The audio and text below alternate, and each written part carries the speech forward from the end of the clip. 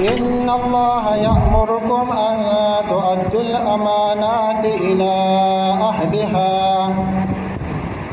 وإذا حكمتم بين الناس أن تحكموا بالعدل إن الله نعم ما يعظكم به إن الله كان سميعا بصيرا۔ ہر قسم کی حمد و ثنا، تمام تعریفیں اللہ سبحانہ و تعالیٰ کے لیے ہے، جو عدل و انصاف کا محکم حکم دینے والا ہے، جو اپنے بندوں کے ساتھ بے انصافی نہیں کرتا۔ اور درود و سلام ہو ہمارے اور آپ کے پیارے پیغمبر خاتم النبیین رحمۃ للعالمین محمد الرسول اللہ صلی اللہ علیہ وسلم پر، جن کی سیرت عدل و انصاف کا واضح نمونہ ہے۔ عزیز بھائیوں، آج کا ہمارا موضوع ہے عدل و انصاف، اسلام کا سنہرا اصول، اور یہ وہ بنیاد ہے جس پر اللہ سبحانہ و تعالیٰ نے معاشرت کی عمارت قائم کرنے کا حکم دیا ہے۔ اگر عدل باقی ہو تو قومیں تابندہ رہتی ہیں، اگر عدل ختم ہو جائے تو آزادی، عزت، امن، یہ سب کمزور پڑ جاتے ہیں۔ آج ہم قرآن و سنت کی روشنی میں عدل و انصاف کی حقیقت اور اس کی اہمیت اور تاریخی مثالیں بیان کریں گے۔ عدل سے مراد،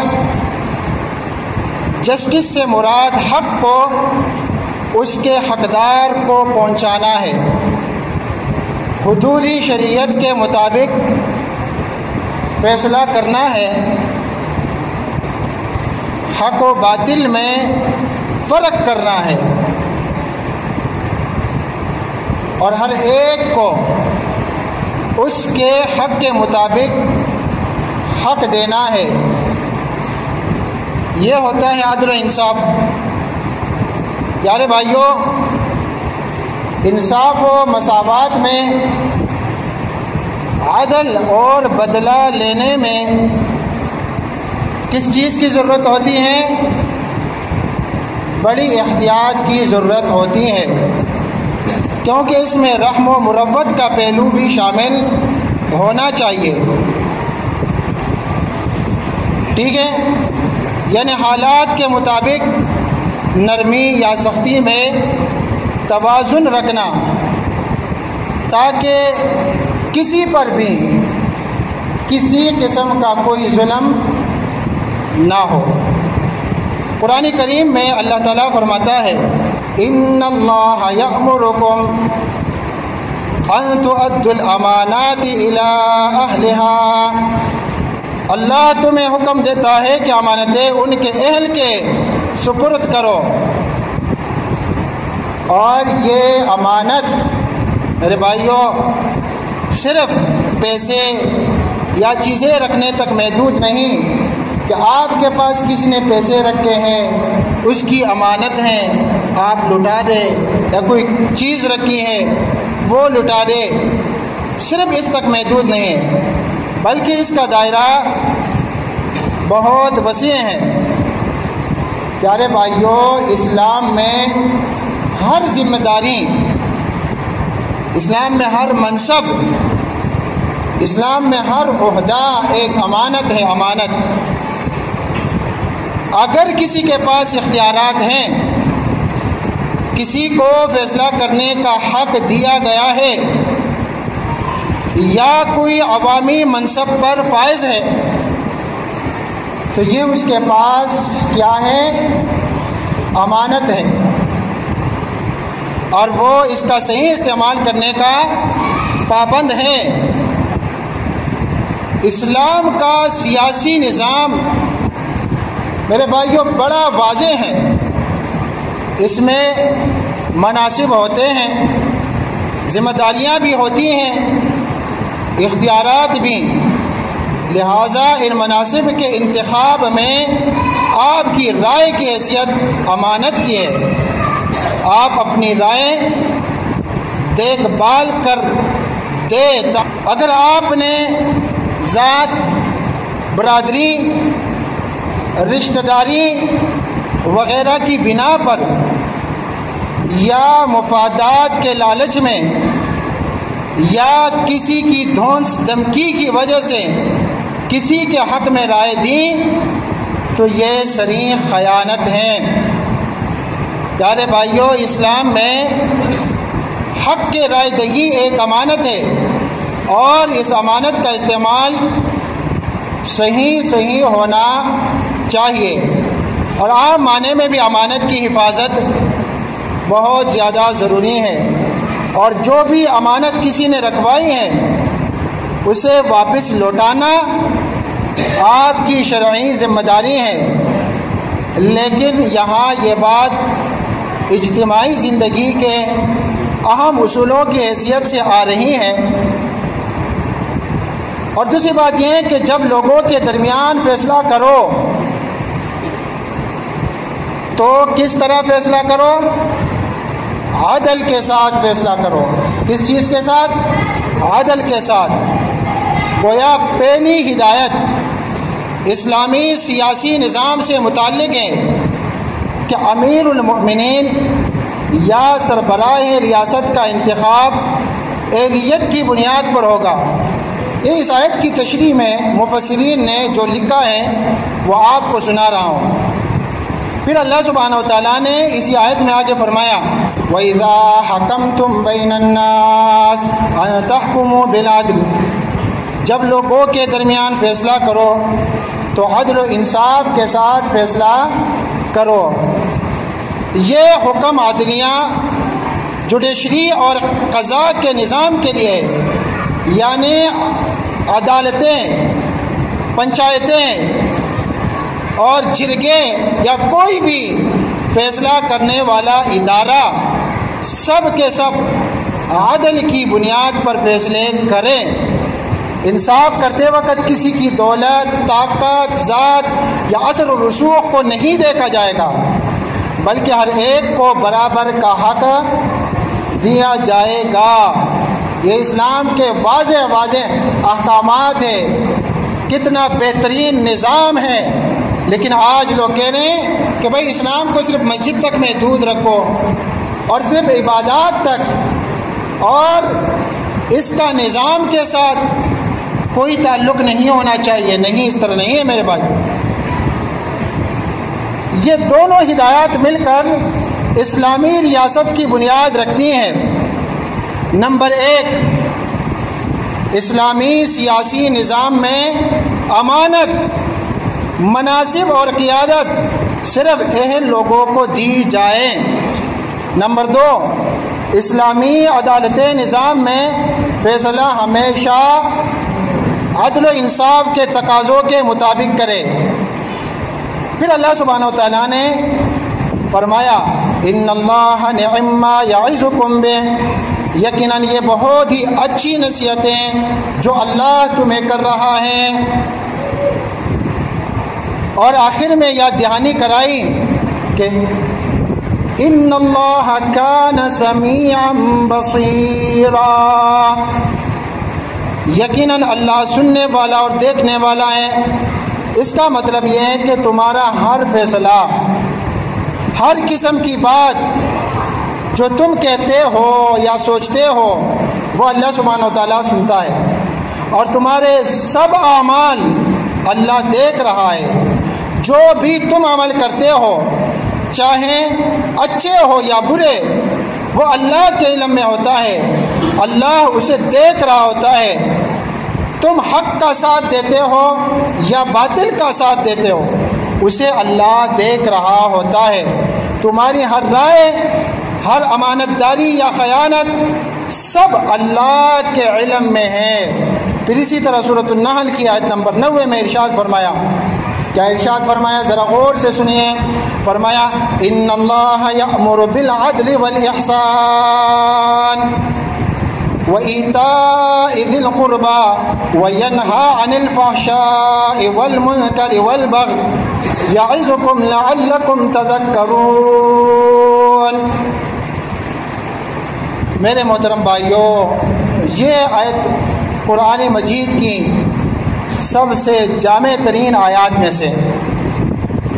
یہی وجہ ہے کہ اکثر جمعہ کے خطبات میں خطبہ حضرات یہ آیت پڑھتے ہیں، اس لیے کہ یہ بہت ہی جامع آیت ہے، اور اس میں امر بالمعروف اور نہی عن المنکر کے انداز میں 3 چیزوں کا حکم دیا گیا ہے اور 3 چیزوں سے منع کیا گیا ہے۔ اب ذرا غور سے سنیے گا کہ 3 چیزوں سے اللہ نے منع کیا ہے وہ ہم نے نہیں کرنے ہوں گے، اور 3 چیزوں کا اللہ نے حکم دیا ہے ان کا کرنا ہم پر کیا ہے؟ فرض ہے۔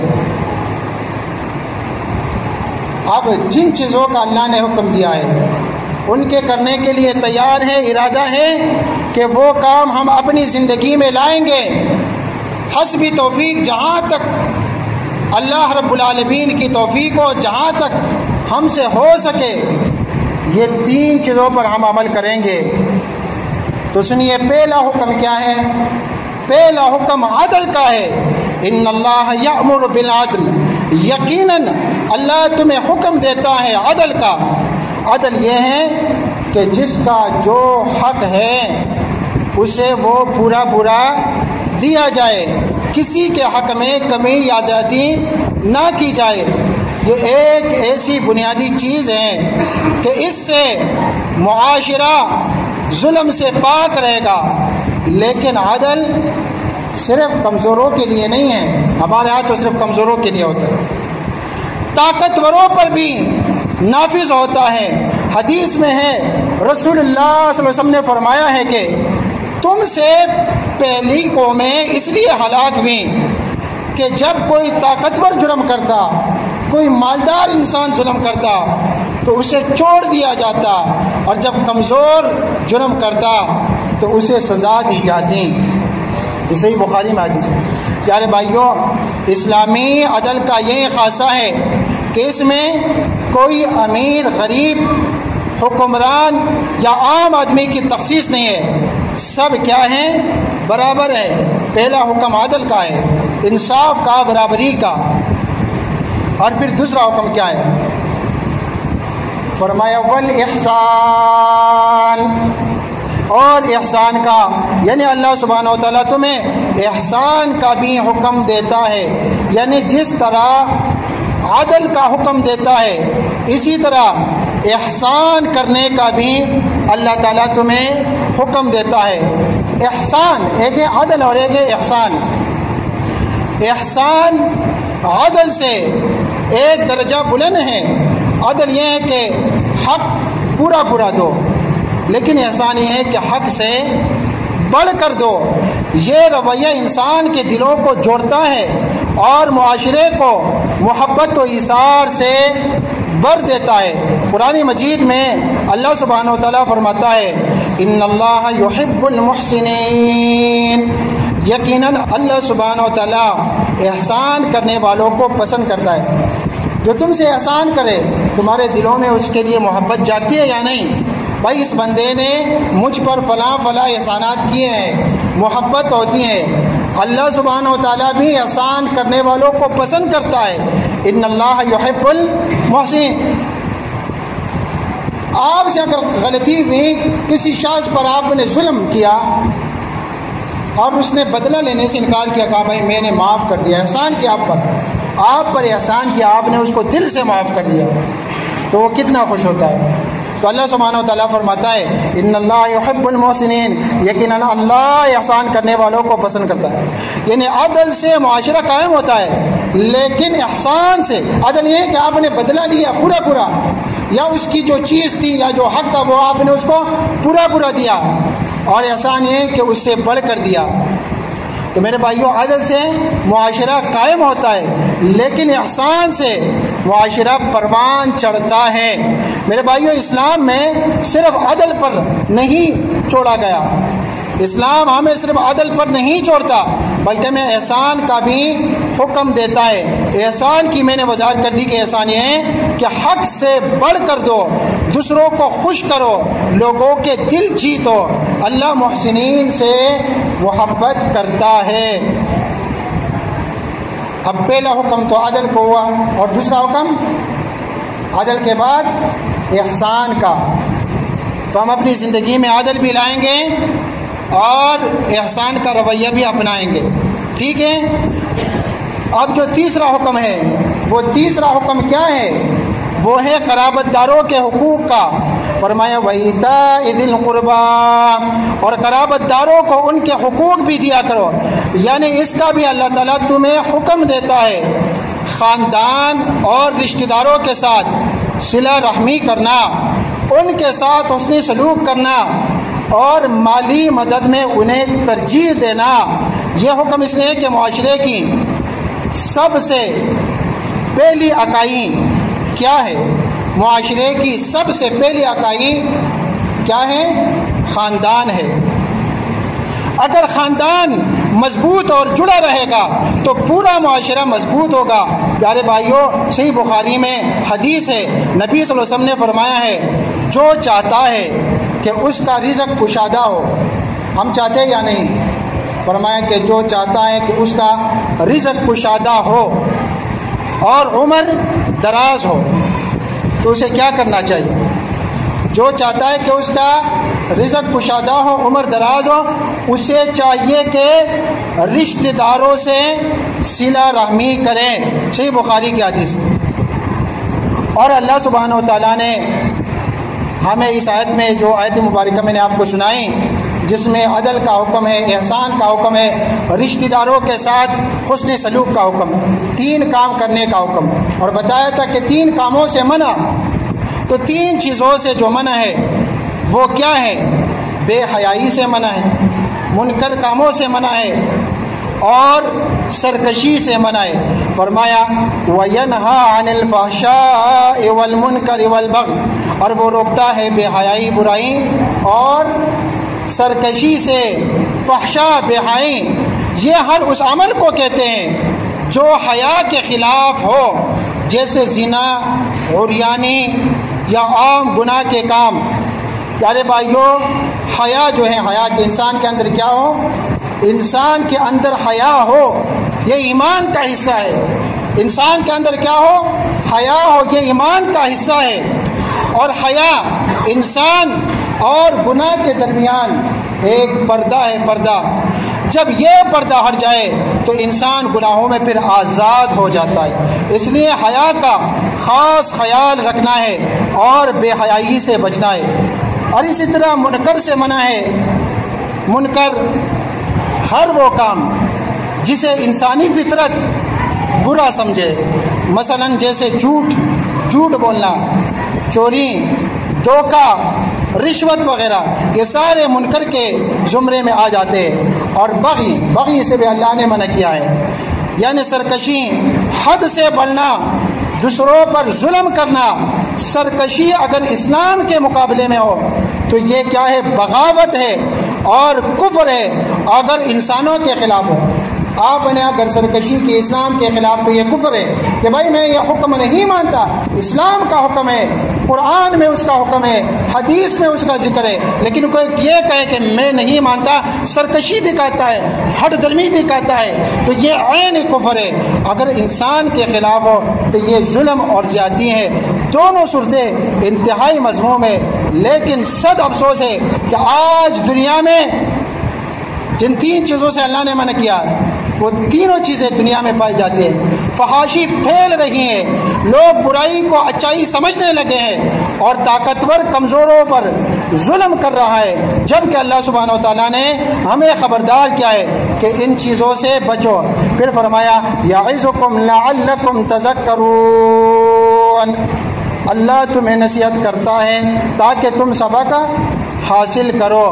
گویا یہ ایک ایسا خلاصہ ہے جو انسان کو عدل قائم کرنے، احسان اپنانے، صلہ رحمی کرنے، بے حیائی اور ظلم سے بچنے کی مکمل تعلیم دیتا ہے۔ میرے عزیزوں، یہ وہ نصیحت ہے جو اللہ نے ہمیں دی ہے۔ اللہ ہمیں عدل قائم کرنے والا، احسان کرنے والا اور صلہ رحمی کرنے والا بنائے، اور ہمیں فحاشی سے، منکر سے اور ظلم سے بچائے۔ 3 کاموں کا جو حکم ہے اسے اللہ ہمیں کرنے کی توفیق عطا فرمائے، اور 3 جن کاموں سے اس آیت میں منع ہے اللہ تعالی ہم سب کو اس سے بچائے۔ ذی وقار سامنے کرام، قرآن و سنت نے بارہا عدل کا حکم دیا ہے۔ ہر مقام پر، ہر وقت عدل، انصاف لازم ہے، چاہے فریقی مخالف آپ کے دشمن ہو یا آپ کے دوستوں میں سے ہو، چاہے آپ کے عزیزوں میں سے ہے یا غیروں میں سے ہو، عدالت میں عدل لازم ہے۔ یہ اسلام کی بنیادی شق ہے۔ پیارے بھائیوں، اگر مسلمانوں کے آپس کے اختلافات میں صلح کی بات ہو تو اس میں بھی عدل و انصاف کو مد نظر رکھنا ہوگا، جیسا کہ سورۃ الحجرات کی آیت نمبر 10 میں اللہ سبحانہ و تعالیٰ ارشاد فرماتا ہے انما المؤمنون اخوہ فاصلحوا بین اخویکم، یقیناً تمام اہل ایمان آپس میں بھائی بھائی ہیں، بس اپنے بھائیوں کے درمیان صلح کرا دیا کرو۔ میرے محترم بھائیوں، اللہ تعالیٰ نے ایمان والوں کو ایک دوسرے کا بھائی قرار دیا ہے، یعنی ہمارا رشتہ صرف زبان، صرف قوم یا قبیلے کا نہیں بلکہ ایمان کا رشتہ ہے۔ جیسے ایک ماں باپ کی اولاد آپس میں بھائی بہن ہوتے ہیں، ویسے ہی ایمان والے آپس میں سارے کے سارے کیا ہیں؟ بھائی بھائی ہیں۔ لیکن یہ بھائی چارہ صرف باتوں سے قائم نہیں رہتا، بلکہ جب اختلافات پیدا ہو، دل دکھے، غلط فہمیاں بڑھے تو اصل امتحان وہی آتا ہے۔